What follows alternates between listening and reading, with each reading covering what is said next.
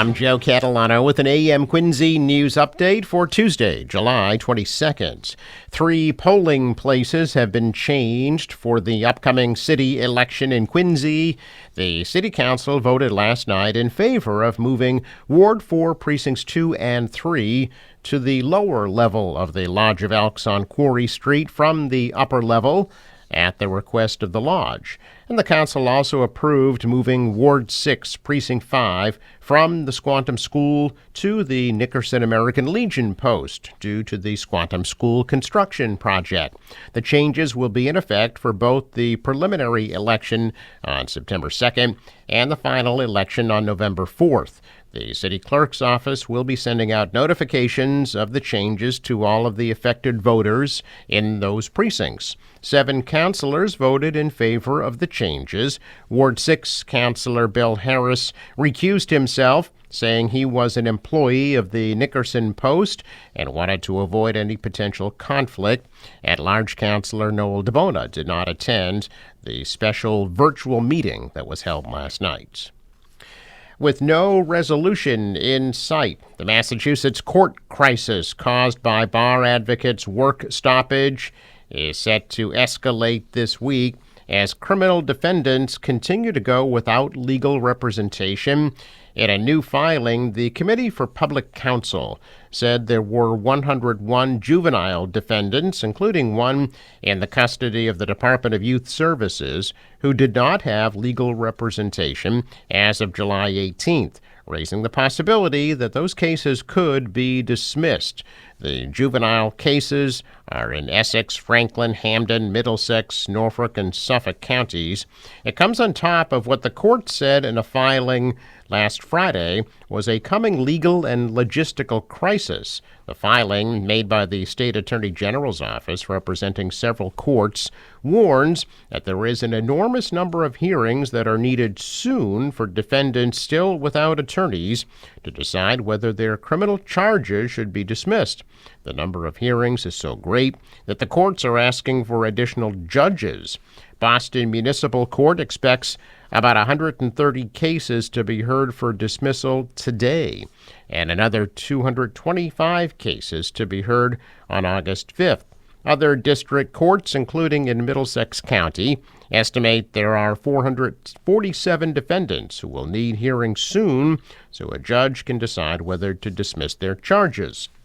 The flurry of legal filings is the latest development in a constitutional crisis caused by the work stoppage of bar advocates, private attorneys who are appointed to represent indigent defendants.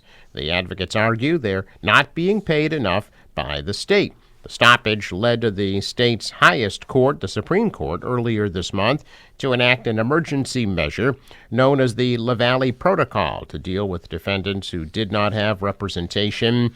As part of that protocol, any defendant who's been in custody without counsel for 7 days must be released. It also requires cases against defendants who've been without representation for 45 days to be dismissed, at least temporarily. Since the protocol was put in place in Suffolk and Middlesex counties, 23 criminal defendants have been released from custody. In public schools and summer camps across Massachusetts, students cannot use sunscreen without a doctor's note. The U.S. Food and Drug Administration classifies sunscreen as an over-the-counter drug. Therefore, so do almost all schools. Similarly to how students need to go to the nurse's office if they want ibuprofen, they also cannot bring their own bottle of sunscreen to school without a doctor's permission, and even then must visit the nurse to use it. This was the case across the country until states individually began changing their laws. Now 29 states have passed laws to explicitly allow students to carry and apply their own sun protectant, including Alabama, Arizona, Florida, Louisiana, Utah, and Washington. A committee here heard testimony yesterday on legislation that would eliminate the burdensome restrictions on students and campers using sunscreen. The movement has been led by parents and dermatologists. The legislation has been filed since at least 2017 with various sponsors and the House, and Senator Julian Cyr from Provincetown as its lead champion in the Senate. The Senate version of the bill has been consistently sent to dead-end study orders without ever receiving a favorable report from the Education Committee. A check of business news this morning. Stocks are mixed. The Dow is down 19 points. The Nasdaq rose 78. The S&P is up 8. World stocks mixed after U.S. stocks indexes inched to more records at the start of a week of profit updates from big U.S. companies. The dollar rose, the euro slipped, and oil is at $65 a barrel. In sports, the Red Sox lose to the Phillies last night, 3-2 in 10 innings. Play again tonight at 6:45. The National Weather Service forecast today: sunny and a high of 80 degrees. For tonight, partly cloudy, a low in the low 50s. Tomorrow, mainly sunny, high of 84.